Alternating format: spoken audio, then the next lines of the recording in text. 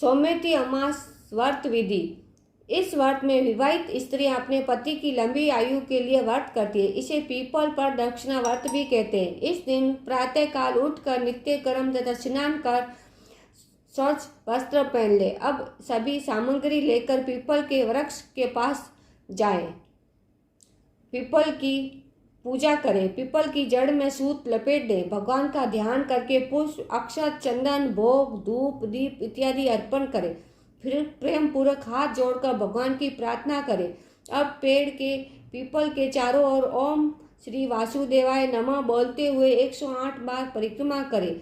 इसके बाद कथा सुने अथवा सुनाए, दान दे। ऐसा करने से भगवान पुत्र, पौत्र, धन, धान्य तथा वन वांछित फल प्रदान करते हैं। इस दिन मूली और रुई का स्पर्श नहीं करना चाहिए। सोमेती अमास व्रत कथा। एक साहूकार था, उसके 7 बेटे और बहू और एक बेटी थी। साहूकार के यहाँ एक योगी भिक्षा मांगने आता था।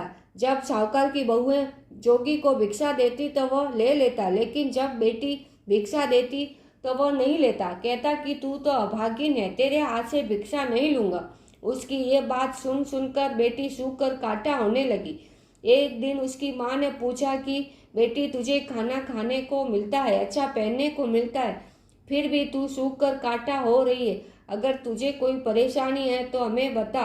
बेटी बोली, माँ, हमारे यहाँ जो जोगी भिक्षा मांगने आता है वो भाभीयों से तो भिक्षा लेता है, पर जब मैं भिक्षा देने जाती हूँ तो कहता है कि तू अभागिन है, तेरे हाथ से भिक्षा नहीं लूंगा।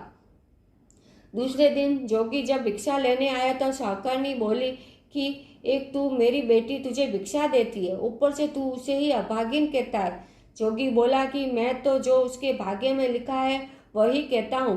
तब साहूकारनी बोली कि जब तुझे इतना पता है तो इसको उपाय बता। वो बोला कि उपाय तो है पर बहुत कठिन है। वो बोली कि तू बता, मैं मेरी बेटी के लिए कुछ भी करने को तैयार हूँ।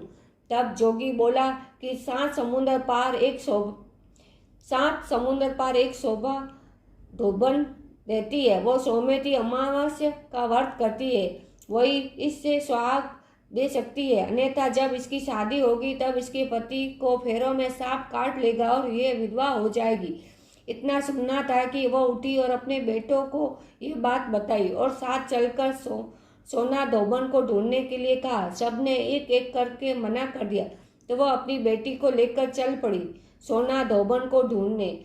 चलते चलते वह समुद्र के किनारे तक आ पहुंची और सोचने लगी कि अब आगे कैसे चले, इतना विशाल समुद्र कैसे पार करे। वहाँ एक बड़ का पेड़ था, वहाँ दोनों माँ बेटी बैठ गई। उस पेड़ के ऊपर एक हंस का जोड़ा रहता था और नीचे पेड़ की जड़ में एक सांप रहता था। जब हंस का जोड़ा दाना चुगने जाता तो सांप इन हंस के बच्चों को खा जाता। हंस उसे नहीं देख पाते थे। उस दिन भी सांप हंस के बच्चों को खाने के लिए पेड़ पर चढ़ रहा था कि हंस के बच्चों की आवाज़ सुनकर माँ बेटी ने देखा कि सांप हंस के बच्चों को खाने जा रहा है, तो उन्होंने सांप को मार दिया।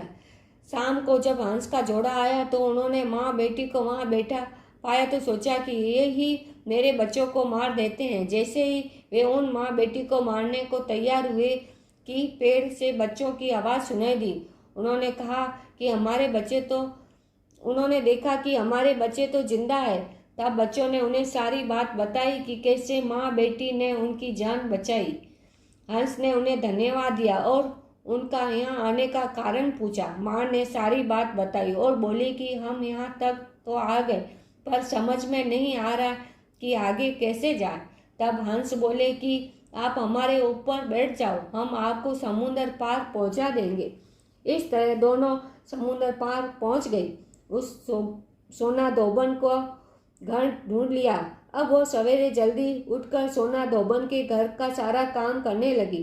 खाना बनाना, झाड़ू पोछा, पानी भरना, कपड़े धोना। सोना धोबन के 7 बेटे बहू थी।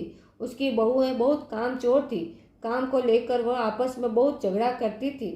लेकिन इधर कुछ दिनों से सोना धोबन देख रही थी कि वह सब बिना झगड़े किए सारा काम कर लेती है। एक दिन उसने बहुओं से पूछा कि क्या बात है, आजकल तुम सब मिलकर खुशी खुशी सारा काम कर लेती हो और झगड़ा भी नहीं करती हो। इस पर उसकी सब बहुओं ने मना कर दिया कि हम तो बहुत दिनों से काम करते ही नहीं। तब उसने सोचा कि जब मेरी बहुएं काम नहीं करती तो फिर कौन है जो मेरे घर का काम करती है, यह तो मालूम करना ही होगा। दूसरे दिन वह सुबह जल्दी उठी और उसने देखा कि एक औरत और एक लड़की घर का सारा काम करके वापस जा रही है। तो उसने उन दोनों को रोका और पूछा कि तुम कौन हो और मेरे घर का काम क्यों कर रही हो। तब साहूकारनी ने बताया कि यह मेरी लड़की है, इसके भाग्य में सुहाग नहीं है और तुम सौम्यती अमास का व्रत व पूजा करती हो। एक तुम ही हो जो मेरी बेटी को सुहाग दे सकती हो, इसीलिए हम तेरे घर का सारा काम करती हैं। इस पर सोना धोबन ने कहा कि ठीक है, तुमने इतने दिन मेरे घर का काम किया है, मैं तेरी बेटी को सुहाग जरूर दूंगी। जब तेरी बेटी की शादी तय हो जाए तो उसके पीले चावल समुद्र में डाल देना, मैं शादी में पहुंच जाऊंगी। दोनों माँ बेटी अपने घर आ गई। जब लड़की की शादी तय हुई तो माँ ने समुद्र में पीले चावल डाल दिए। सोना धोबन जब अपने घर से रवाना होने लगी तो बोली कि मेरे जाने के बाद यदि घर में कुछ भी टूटा फूटता है उसे जैसा है वैसा ही रहने देना। मेरे आने तक तुम लोग कुछ भी मत करना। अपने घर वालों को ये हिदायत देकर वह साहूकार की बेटी की शादी में शामिल होने के लिए रवाना हो गई। जब साहूकार की बेटी के फेरे हो रहे थे तब साहब ने दूल्हे को डस लिया। अब सब रोने धोने लगे। तब लड़की की माँ ने सोना धोबन से कहा कि आज के दिन के लिए मेरे तेरे काम किया था ताकि तू मेरी बेटी को आज सुहाग दे सके। सोना धोबन ने कहा कि तू चिंता मत कर। वो उठी, दूल्हे के पास गई और अपनी मांग में से सिंदूर लिया, आंख में से काजल और छोटी उंगली से मेहंदी ली। वह दूल्हे के लिए छींटे दिए और बोली कि आज तक मैंने जो सौम्यती अमास की उसका फल साहूकार की बेटी को जाना चाहिए। आगे जो करूँ वो मेरी धोबी को जाना। इसके ऐसे करते ही दूल्हा ठीक हो गया। सब लोग बड़े खुश हो गए। जब बारात विदा हो गई तो सोना धोबन जाने लगी। तब सबने कहा कि अभी तो आपको विदा ही करनी है, अभी आप कैसे जा सकती हैं। सोना धोबन ने कहा कि मैं मेरे घर को ऐसे ही छोड़कर आई थी, पता नहीं मेरे पीछे वहाँ क्या हो रहा है। आप विदा करना चाहते हो तो मुझे एक मिट्टी का कलश दे दो। कलश लेकर वह घर के लिए रवाना हो गई। रास्ते में सोना धोबन ने सौम्यती अमास की। उसने अपने कलश के 108 टुकड़े किए, पीपल की पूजा की और परिक्रमा करके बोली, भगवान आज से पहले जो अमास की उसका फल साहूकार की बेटी को दिया, आज जो मैंने अमास की उसका फल मेरे पति को देना।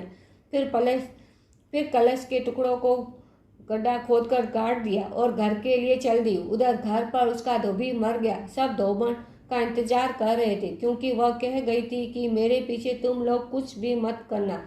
जब वह घर पहुंची तो देखा कि उसकी धोबी मरा पड़ा है और सब लोग रो रहे हैं। उसने कहा कि सब लोग चुप हो जाओ। वो अपने धोबी के पास आई और अपनी मांग में से सिंदूर लिया, आंख में से काजल और छोटी उंगली में से मेहंदी निकालकर छींटे दिए और बोली, भगवान आज से पहले जो अमावस की उसका फल साहूकार की बेटी को दिया, आज जो मैंने अमावस की उसका फल मेरे पति को देना। ऐसा करते ही उसका पति उठकर बैठ गया। इतने में ब्राह्मण आया और बोला, यजमान अमावस्या का दान दो। धोबिन बोली कि मैंने तो पीपल के पेड़ के पास गाड़ दिया, वहां से निकाल लो। ब्राह्मण ने वहां जाकर देखा तो सोने के 108 मोहरें थी। पूरे गांव में ढिंढोरा पिटवा दिया कि सौम्यती अमावस का व्रत पूजा करे वह दान दे। हे सौम्यती माता, जैसे आपने साहूकार की बेटी को सुहाग दिया और धोबी को जीवन दान दिया, वैसे ही सबको देना। कहते सुनते वह हुंकार भरती हो तो पूरी करे, पूरी हो तो मान रखना। भगवान जय श्री कृष्ण। तो सौम्यती अमावस की जय।